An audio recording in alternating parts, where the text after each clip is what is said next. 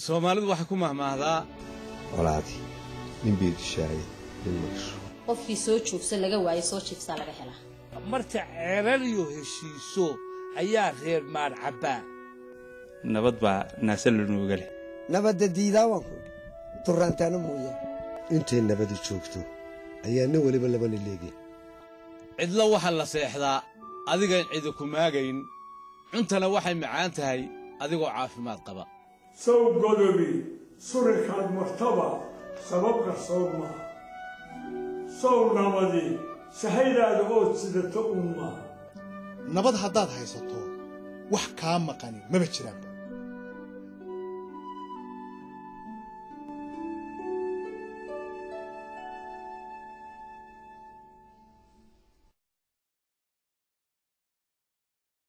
Hargeisa, 1991.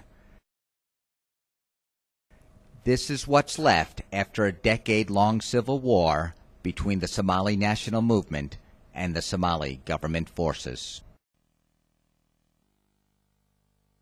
Hargeisa, 2007. A rapidly growing capital city of close to 500,000 people.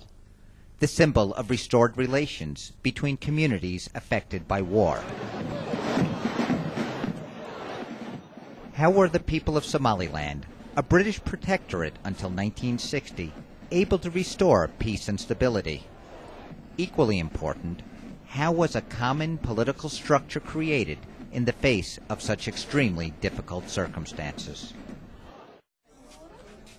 This is a film that explores Somaliland's transition from active hostilities and war to peace and relative stability. The S&M was formed in London in April 1981 by a group of Isak intellectuals, professionals, and members of the country's armed forces. The movement established bases in Ethiopia in early 1982.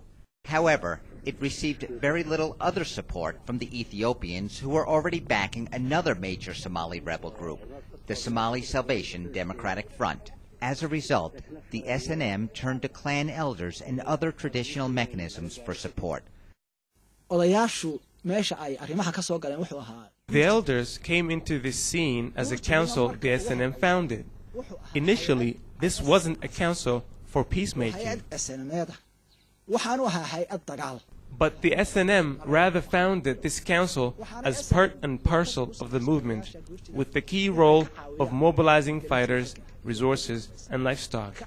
It was a council that was directly involved in the struggle.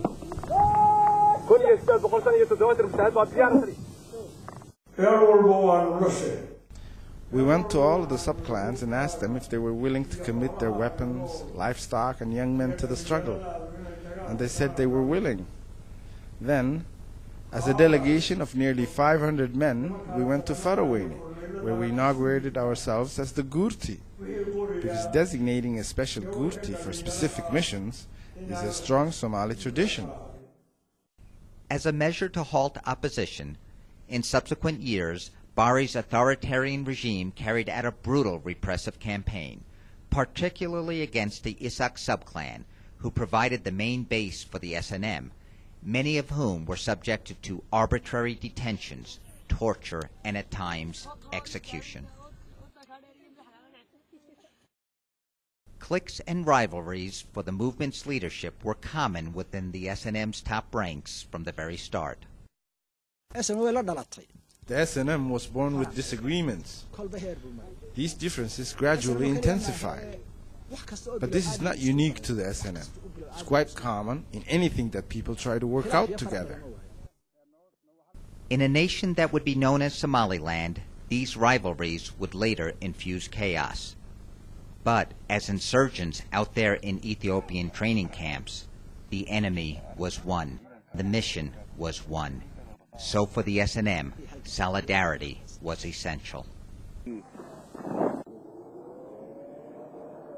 As an armed resistance, the S&M was engaged in guerrilla-style combat against the Somali government forces for 6 years.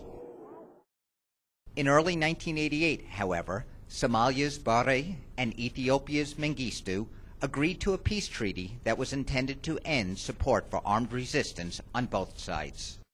Therefore, having decided to launch an all-out war on government forces, the S&M invaded major government bases in Hargeisa and Borao.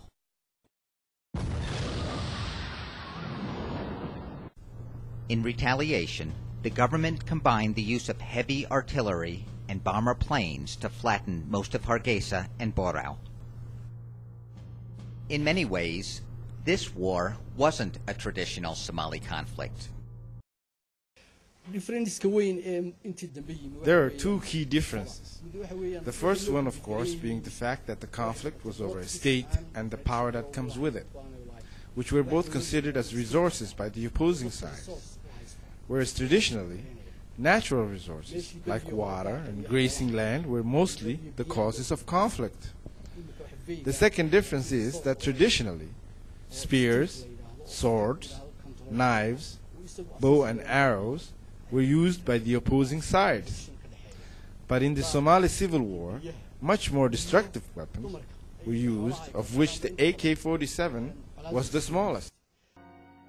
According to Africa Watch, over a 3-year period, an estimated 50,000 civilians were killed, while another 500,000 were displaced from their homes, with many fleeing to Ethiopia.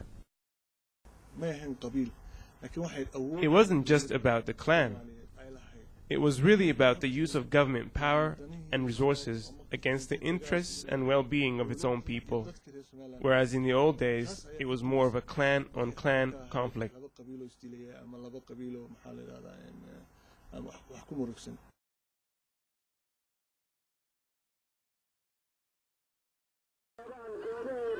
It's 1991.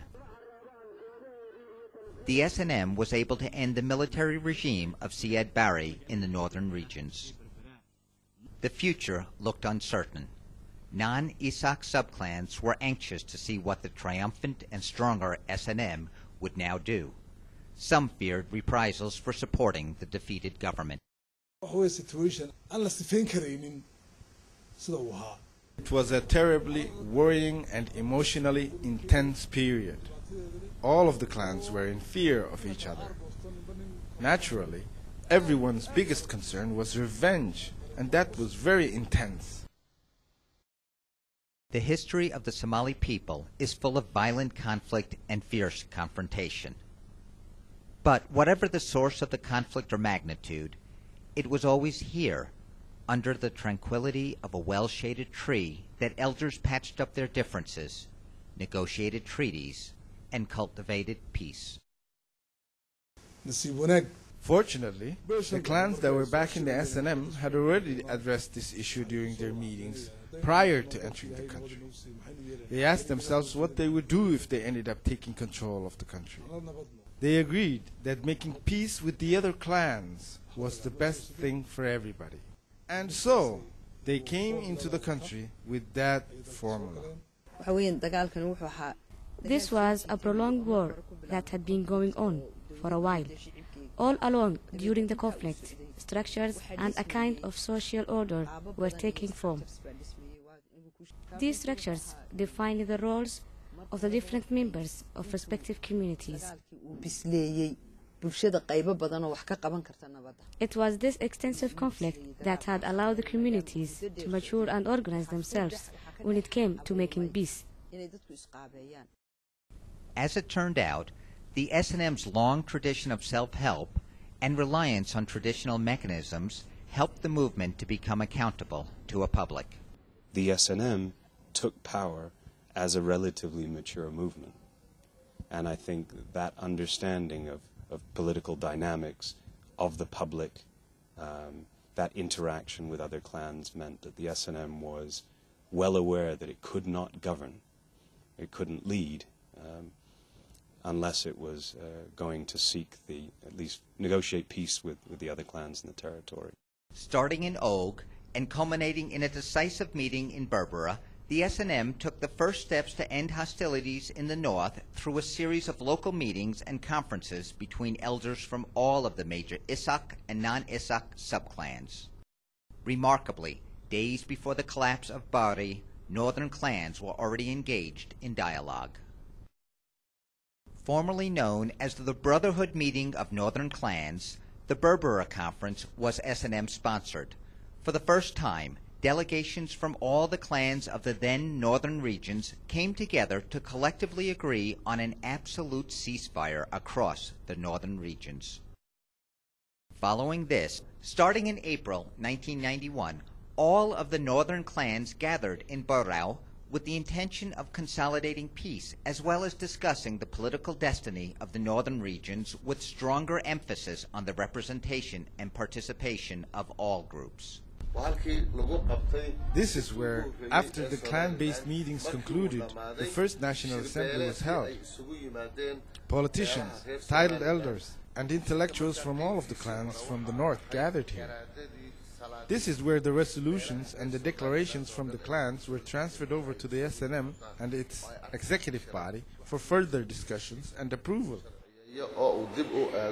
The Burao meeting location was important because Burao was probably the best, most central place in a way, apart from the fact that Hargeisa was completely destroyed and full of mines.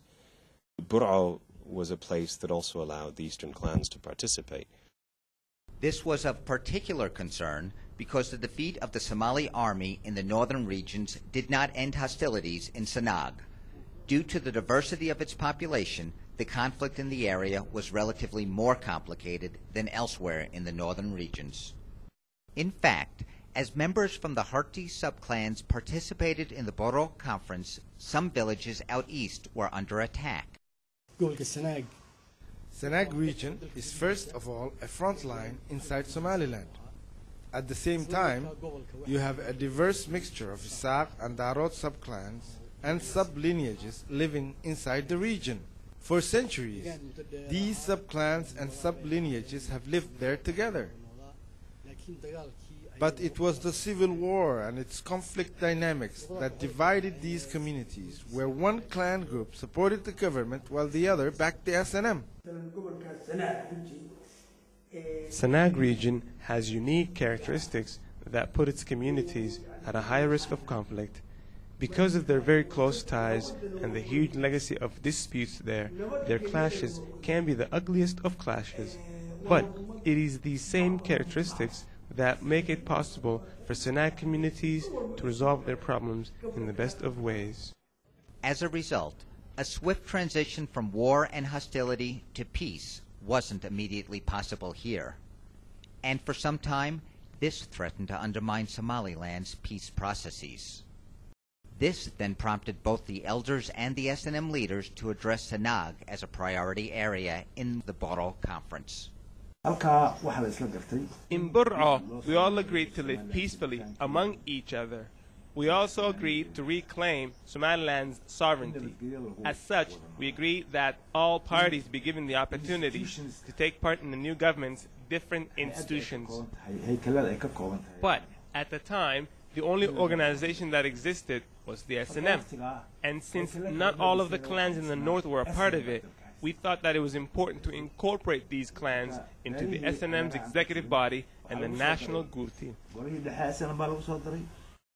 On May 18, 1991, the S&M Central Committee, supported by the elders representing all the major clans in the northern regions, declared the restoration of the Republic of Somaliland. The issue of independence was contentious